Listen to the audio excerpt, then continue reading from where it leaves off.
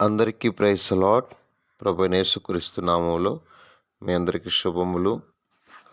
ప్రియమైన దేవుని బిడ్డలారా, ఈ సమయంలో నిజంగా దేవుడు ఇస్తున్న గొప్ప ఆదరణ ఏంటంటే, దావీదు పలికినట్లుగా ఈ ఫిలిష్తీయుని బట్టి ఎవని మనసు కృంగ నిమిత్తము లేదు. అవును, కొన్ని గొల్యాతు లాంటి సమస్యలు మన ఎదురుగా ఉన్నప్పుడు కృంగిపోతూ ఉంటాం కదా. కృంగిపోవద్దు. దావీదు లాంటి వ్యక్తులు ఉన్నారు, వారు మన పక్షాన పోరాడతారు. అందరూ పారిపోతున్నప్పుడు ఒకే ఒక్కడు నిలబడ్డాడు. నిజంగా చాలా సంతోషం కదా. శత్రువుతో ఒక పోరాట యోధుని వలె పోరాడుతూ వచ్చాడు. రండి, ఈ సమయంలో ఇర్మియా గ్రంథం 1వ అధ్యాయం ఈ దిన వాక్యాన్ని చదువుకుందాం. ఇర్మియా గ్రంథం 1వ అధ్యాయము 19వ వచనం. నేను నీకు తోడై ఉన్నందున వారు నీపైని విజయం పొందజాలరు. ఈ మాట చాలా బాగుంది కదా. అంటే దేవుడు తోడై ఉంటే మనతో చాలామంది యుద్ధం చేస్తారు. నీతో యుద్ధం చేతురుగా నేను విడిపించుటకు నేను నీకు తోడై ఉన్నందున. అంటే ఎంతోమంది యుద్ధం చేయడానికి ప్రయత్నం చేస్తారు, అయితే వారికి విజయం కలగదు. ప్రభువు నమ్ముకున్న తర్వాత మన యుద్ధోపకరణములు శరీర సంబంధమైనవి కావు, ఆత్మ సంబంధమైనవే. ప్రియ స్నేహితులారా, దేవుని బిడ్డలారా, సేవకులారా, పరిశుద్ధులారా, చాలామంది ప్రయత్నం చేస్తూ ఉంటారు ఎప్పుడెప్పుడు మన మీద విజయం పొందాలా అని. అది ఎప్పటికీ వారికి కలగానే మిగిలిపోతుంది. ఎందుకని? ఒకవేళ మనం ఒంటరిగా ఉంటే అది వేరే సంగతి, కానీ దేవుడు మనకు తోడై ఉన్నప్పుడు ఎవరు ఏం చేయగలరు? ఎవ్వరు ఏం చేయలేరు కదా. అందుకే నిజంగా బైబిల్ చెప్పే నగ్న సత్యాలు అంటారు ఇవి కూడా చాలా నిజాలు. ఎవ్వరు మన మీద విజయం పొందలేరు. హామాను భార్యను జెరుషా ఒక మాట అంది. ఏమంది? హామాను భార్యన జెరుషా ఏమందో తెలుసా?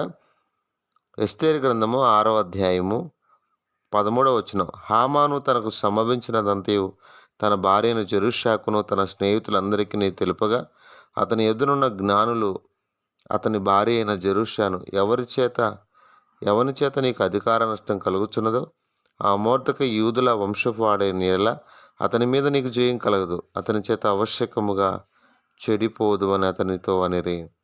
అతని మీద నీకు జయము. కాబట్టి చాలామంది మనల్ని జయించాలని, మనల్ని ఓడించాలని, మనల్ని బానిసలుగా చేసుకోవాలని ఆతురపడుతుంటారు కదా. అతడు యూదుడైన యెడల అతని మీద నీకు జయం కలగదు. ఎందుకంటే అతనికి దేవుడు తోడై ఉన్నాడు. ఇక నువ్వేం చేయలేవు. అతనికి దేవుడు తోడై ఉన్నాడు. అతనికి దేవుడు గొప్ప విజయాన్ని ఇస్తున్నాడు. ప్రియమైన వాళ్ళరా, అది ఆపడము ఎవరి తరం కాదు, అది హామాను తరం కాదు, మరి ఎవరైనా కావచ్చు. ఎందుకంటే తోడై ఉండి విజయం ఇచ్చేది దేవుడే కాబట్టి ఇక అది ఎవరి తరము కాదు. నా ప్రియమైన స్నేహితులారా, దేవుడు ఇశ్రాయేలీయులకి అనగా యూదులకి క్షేమాన్ని, ఆనందాన్ని, విజయాన్ని అనుగ్రహించిన దినముంది. శత్రువు ఎంతగానో ఎన్నో ప్రయత్నాలు చేశాడు. చివరికి అన్ని ప్రయత్నాలు విఫలమైపోయినాయి.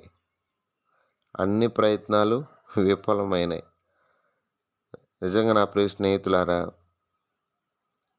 ఎస్తేరు గ్రంథం 8వ అధ్యాయం 17వ వచనంలో యూదులకు ఆనందమును సంతోషము కలిగెను, అది శుభదినమని విందు చేసుకునేది, మరియు దేశజనుల్లో యూదుల ఎడల భయము కలిగిన గనుక అనేకులు యూదుల మతము అవలంబించిరి. అందరికీ భయము కలిగించే కార్యాలు దేవుడు చేస్తాడు. అర్థమైందా దేవుని బిడ్డలారా? దేవుడు ఏమైనా చేయగలడు. 9వ అధ్యాయం రాజు చేసిన తీర్మానము చట్టమును నెరవేరు కాలం వచ్చినప్పుడు ఆధారు అను 12వ నెల 13వ దినమున యూదులను జయింపగలుగుదామని వారి పగవారు నిశ్చయించుకునే దినమునే యూదులు తమ పగవారి మీద అధికారము నొందినట్లు అగపడెను. ఏ దినానైతే వారు అలా యూదులను జయించాలనుకున్న ఆ దినానే దేవుడు తన ప్రజలకు జయమిస్తాడు. హామాన్ ఎంతో ప్రయత్నం చేశాడు. అట్లా బైబిల్ గ్రంథంలో చూస్తే చాలా సందర్భాలు చూడొచ్చు. సమూయేలు 2వ గ్రంథంలో కూడా నేను చెప్తాను, దావీదు గారి గురించి చెప్పడానికి ప్రయత్నం చేస్తాను. సమూయేలు 2వ గ్రంథము 7వ అధ్యాయంలో మొట్టమొదటిగా 5వ అధ్యాయము 10వ వచనం చదువుతున్నాను. దావీదు అంతకంతకు వర్ధిల్లెను, సైన్యములకు అధిపతి యెహోవా అతనికి తోడుగా ఉండెను. దేవుడు అతనికి తోడుగా ఉన్నాడు. 7వ అధ్యాయం 1వ వచనం, యెహోవా నలుదిక్కుల అతని శత్రువుల మీద అతనికి విజయం ఇచ్చి అతనికి నెమ్మది కలుగజేసిన తరువాత. 7వ అధ్యాయము 9వ వచనం, నీవు పోవు చోటునెలను నేను నీకు తోడుగా నుండి నీ శత్రువులందరినీ నీ ఎదుట నిలవకుండా నిర్మూలన చేసి లోకములోని గనులైన వారికి కలుగు పేరు నీకు కలుగజేసి ఉన్నాను. ప్రియమైన వారలారా, 11వ వచనం, నీ శత్రువుల మీద నీకు జయమిచ్చి నీకు నెమ్మది కలుగజేసి ఉన్నాను. వింటున్నారా? జయమిచ్చి, దేవుడే జయమిచ్చేవాడు. అవును నా ప్రియమైన దేవుని బిడ్డలారా, నిజంగా ఎంత అద్భుతమైన విషయం కదా. దావీదు గారికి దేవుడు తోడై ఉండి నలుదిశల విజయం ఇచ్చాడట. నలుదిశల దేవుడు తోడుగా ఉండడం ద్వారా విజయమే కానీ అపజయము. ఎంతోమంది వారి జీవితంలో విజయమే చూశారు. అపజయానికి కారణం ఏంటి? దేవుడు చెప్పింది వెనక దేవుని ఆజ్ఞను ఉల్లంఘిస్తే అప్పుడు అపజయం ఏర్పడుతూ వచ్చింది, ఓడిపోతూ వచ్చారు.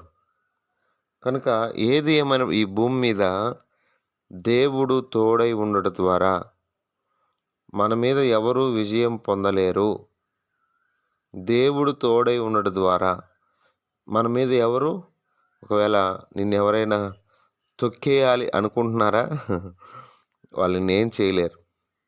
వారు ఎంత గొప్ప స్థాయిలో ఉండొచ్చు, వారు గవర్నమెంట్లో కూడా మంచి స్థానంలో ఉండొచ్చేమో, నిన్నేం చేయలేరు.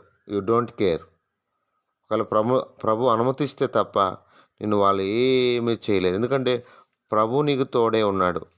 నలుమూలల, అర్థమైందా? నలుమూలల శత్రువుతో దేవుడు యుద్ధం చేస్తాడు.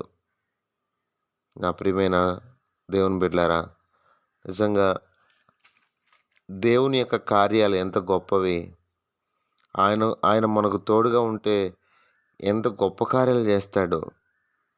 అయితే ఒక చిన్న ప్రశ్న, దేవుడు మనకు తోడై ఉన్నాడా? దేవుడు తోడుగా లేకపోతే యోసేపు ఏమైపోయేవాడు? దేవుడు తోడుగా లేకపోతే ఇస్సాకు ఏమైపోయేవాడు? దేవుడు తోడుగా లేకపోతే యాకోబు ఏమైపోయేవాడు? దేవుడు తోడుగా లేకపోతే ఇలా బైబిల్ గ్రంథంలో ఎంతోమంది భక్తులు దేవుని తోడుగా కలిగి ఉన్నారు. అయ్యా నువ్వు మాతో రాకపోతే అసలు మేము ఇక్కడి నుంచి వెళ్ళను అని మోషే అన్నాడు కదా. నా సన్నిధి నీకు తోడుగా వచ్చునని చెప్పాడు కదా. అసలు ఇంతకు దేవుడు మనతో ఉన్నాడో లేదో సరిచూసుకోవాలి, చక్క చేసుకోవాలి. ప్రభువా నాతో నువ్వు ఉండాలి, నీ సన్నిధి నాతో ఉండాలి. అర్థమైందా? ఆయన మనతో ఉంటే ఎంత నెమ్మది, ఎంత ఆనందము. శత్రువు మీద విజయమే తప్ప అపజయం లేదు. కాబట్టి ఇర్మియా మీద వారు యుద్ధం చేస్తున్నారు కానీ వారు విజయం పొందలేరు. ఎందుకంటే దేవుడు ఆయనకు తోడుగా ఉన్నాడు. కాబట్టి ఈ భూమి మీద మరి ఆయన భక్తులుగా, ఆయన బిడలంగా మనం ఆయన పక్షాన చేరి మాట్లాడుతున్నప్పుడు, వాదిస్తున్నప్పుడు, పోట్లాడుతున్నప్పుడు దేవుడు మన పక్షాన తప్పకుండా, మనం దేవుని పక్షాన ఉండే మాట్లాడాలి, సైతాను పక్షాన కాదు. అర్థమైందా? మనుషుల పక్షాన కాదు, అధికారుల పక్షాన కాదు, దేవుని పక్షమున నిలబడదాం. ఆయన పక్షమున నిలబడి మాట్లాడడానికి ప్రయత్నం చేద్దాం. ఎవరు మన మీద విజయం పొందలేరు. రండి ప్రార్థన చేసుకుందాం. పరిశుద్ధమైన తండ్రి, కృపగలిగిన దేవునికి స్తోత్రాలు. మీరు ఇచ్చిన ఈ బంగారు తలంపుల కొరకు స్తుతిస్తున్నాం. మా ప్రియుల జీవితాల్లో వారు ఎదుర్కొంటున్న సమస్యలు, వారితో యుద్ధం చేస్తున్నవారు నాయన ఆత్మీయ జీవితంలో, భౌతికంగా అన్ని విధాలుగా మేము యుద్ధరంగంలో ఉన్నాం. మాతో యుద్ధం చేసేవారు, మా మీద విజయం పొందాలి అనుకునేవారు లేకపోలేదు, ఉన్నారు. వారందరి విషయంలో మేము ప్రార్థన చేస్తున్నాం. మీరే కనికరించండి నాయన. ప్రభువా, ఆయన ఇర్మియాతో యుద్ధం చేసి ఓడించాలనుకున్న వారు లేకపోలేదు. అయితే నువ్వు కృపగల దేవుడు కనుక సహాయపడుతూ వచ్చావు. నేను స్తుతిస్తున్నాను. ఓ దేవా నాయనా, నా ప్రభువా, నేను నమ్ముకున్నడు ద్వారా, నీవు తోడై ఉండడం ద్వారా మాకు విజయం, ఎవరు మా మీద విజయం పొందలేరు నాయనా. నిజంగా నా ప్రభువా, అతని బైబిల్లో హిజ్కియా అనే వ్యక్తి కూడా చక్కగా నిన్ను అనుసరించడం ద్వారా, నిన్ను హత్తుకునడం ద్వారా, నా తండ్రి రాజుల 2వ గ్రంథం 18వ అధ్యాయము 7వ వచనంలో రాయబడినట్లుగా, తాను వెళ్ళిన చోటనల్లా అతను జయము పొందెను, అతనికి తోడుగా ఉండెను, యెహోవా అతనికి తోడుగా ఉండెను. మా జీవితాల్లో మీరు తోడుగా ఉండడం ద్వారా మేము జయము పొందే వారంగా, విజయాన్ని ఆస్వాదించే ప్రతి స్థలములో జయముతో మీరు మమ్మల్ని ఊరేగిస్తున్నందుకై స్తోత్రాలు నాయన. నీ ప్రియబిడలకు జయము దయచేయండి, మీరు కృప దయచేయండి తండ్రి. ఎవరైతే నాయన నీ బిడలను ఆయన అణగదొక్కాలనుకుంటున్నారో, శత్రువు ఆలోచన కలిగి ఉన్నారో, వారందరితో మీరు మాట్లాడిన, అది కుటుంబము కావచ్చు, సంఘము కావచ్చు, బయట కావచ్చు, ఉద్యోగ స్థలంలో కావచ్చు, ఎవరు ఏ విధంగా బాధపడుతూ ఉన్నారో వారందరి విషయంలో వారు నీ బిడల మీద విజయం పొందకుందురుగాక, నీ బిడలకు విజయము కలుగునుగాక ప్రార్థన చేస్తున్నాను. సంపూర్ణంగా నీ బిడలకు విజయము, నెమ్మది, ఆనందము నాయన ప్రభా. మొర్దెకై మీద నాయన ప్రభా, నాయన హామానుకు విజయం లేదు, హామాను మీద మొర్దెకైకి విజయం కలుగుతూ వచ్చింది.